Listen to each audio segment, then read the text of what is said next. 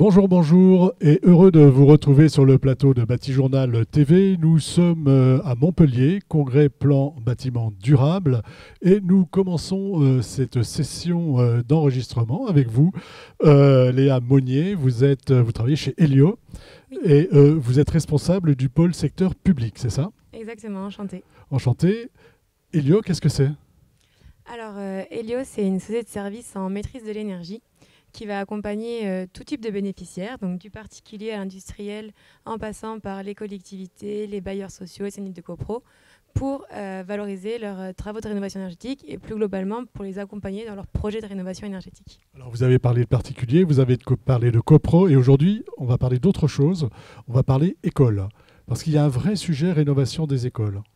Exactement, il y a un vrai sujet.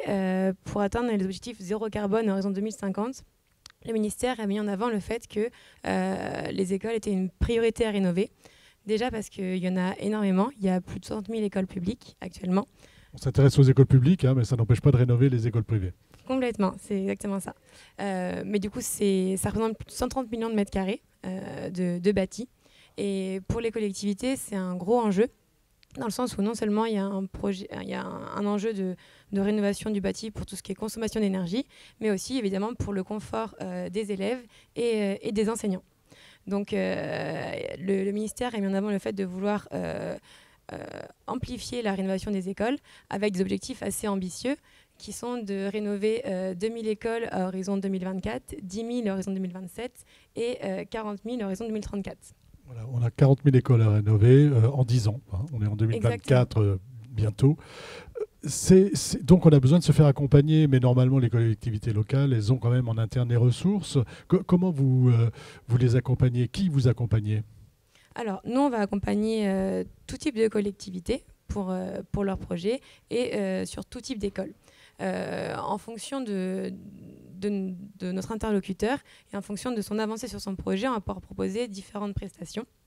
Typiquement, si on a une collectivité qui n'a pas du tout avancé sur son projet, on va lui proposer les prestations de notre bureau d'études qui s'appelle Akea Énergie et qui va pouvoir réaliser un audit énergétique de tout le bâtiment et notamment mettre en avant les points à rénover en priorité et surtout, plutôt que de proposer des travaux ponctuellement à faire, proposer un bouquet de travaux pour atteindre notamment les objectifs du décret tertiaire, à savoir moins 40% de consommation d'énergie à horizon 2030. Voilà, c'est ça. Donc il faut aller vite. Moins 50%, 40%, c'est des travaux importants. Exactement. C'est quand même des travaux importants, donc forcément des investissements importants.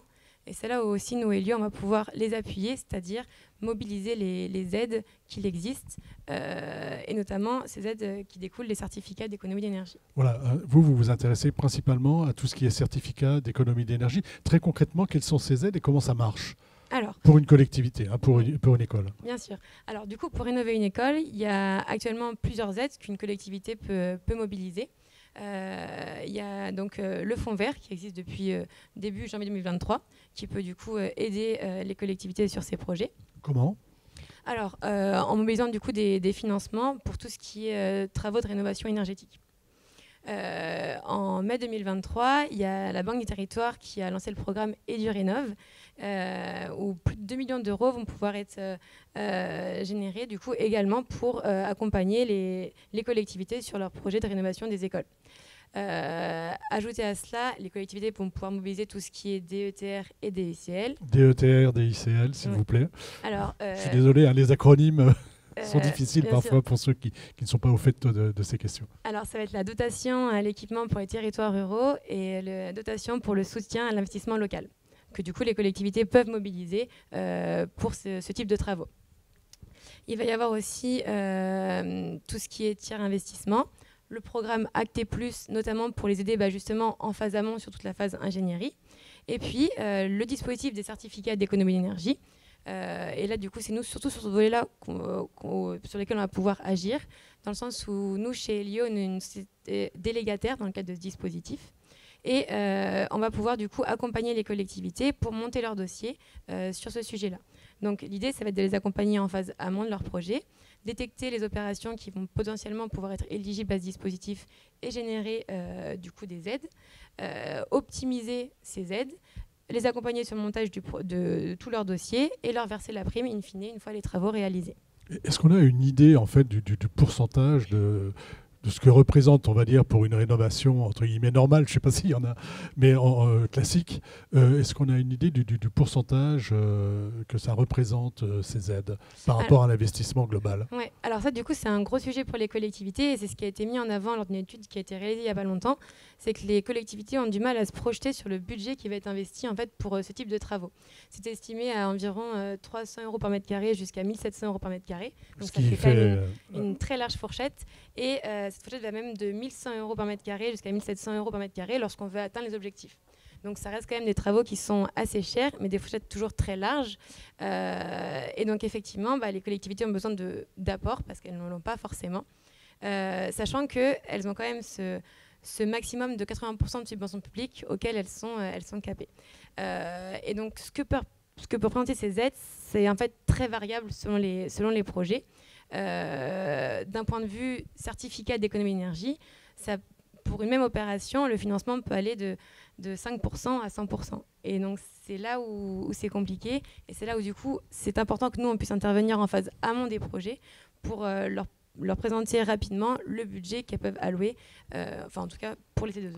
Très concrètement, la phase amont du projet, ça se passe comment ?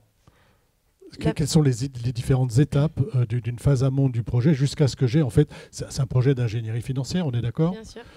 Expliquez-nous comment ça fonctionne.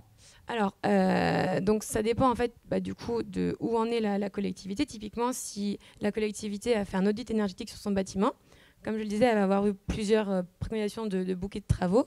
Et nous, on va pouvoir lui indiquer le montant de la prime qu'elle pourrait recevoir si elle choisissait tel ou tel bouquet de travaux.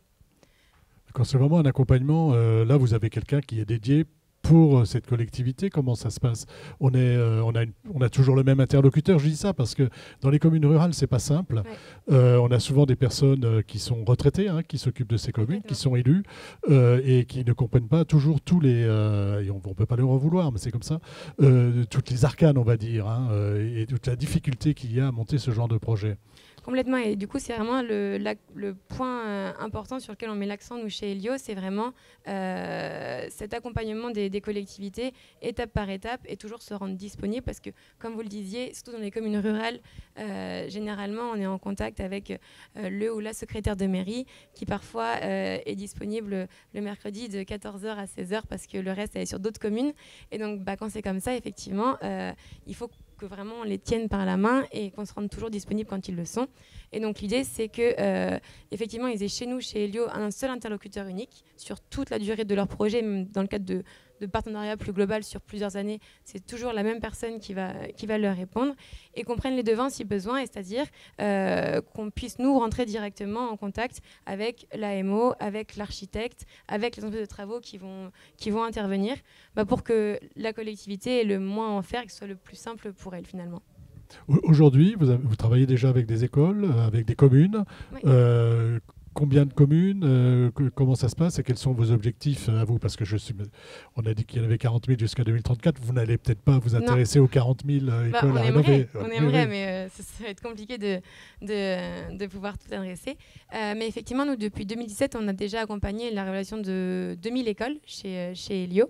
Et aussi bien des écoles maternelles que des écoles primaires.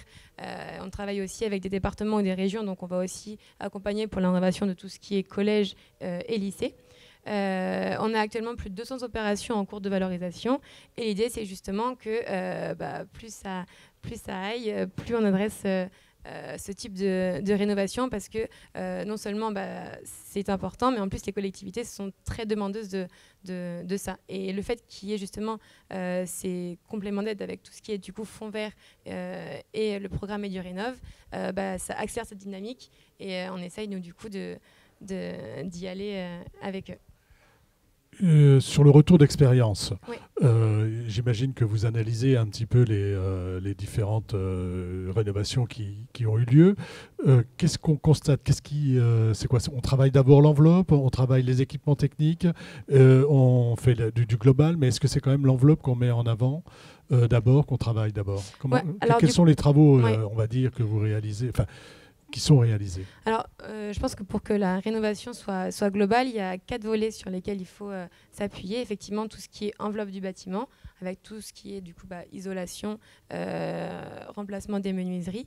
Il faut ensuite forcément diminuer les consommations et surtout mettre des équipements qui soient très efficaces. Donc généralement ça passe par changer le système de chauffage.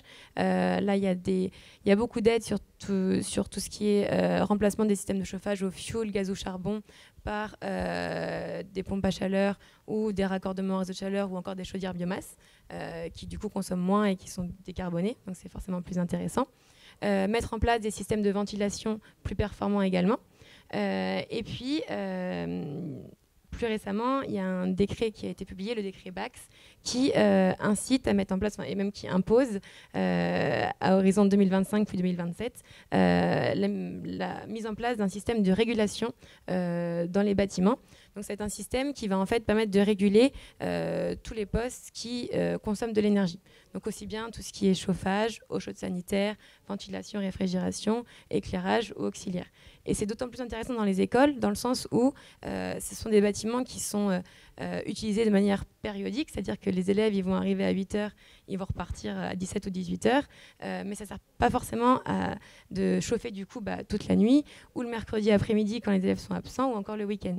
Et justement, avec ce type de système, on va pouvoir du coup prévoir ces... Oui, avoir une meilleure visibilité. Exactement. Et surtout permettre meilleure régulation, c'est ça. Une meilleure régulation, parce qu'aujourd'hui la régulation elle est quasiment inexistante dans beaucoup d'écoles. Hein. Exactement.